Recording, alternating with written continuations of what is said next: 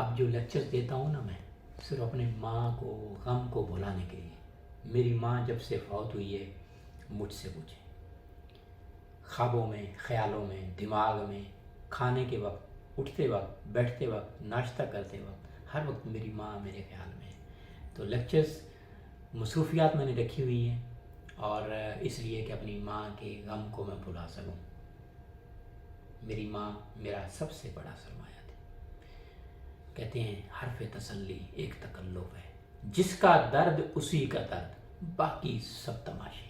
علامہ اقبال کا فرمان ہے، مکالمات افلاطون نہ لکھ سکی لیکن اسی کے شعلے سے ٹوٹا شرار افلاطون.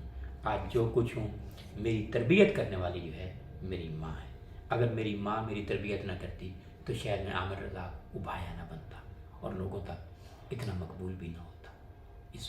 اس کے پیچھے جو ہے میرا بہترین استاد روحانی جسمانی، میری پیر طریقت حضور صلی اللہ علیہ وسلم کے بعد میری پیر طریقت میری ماں ہے.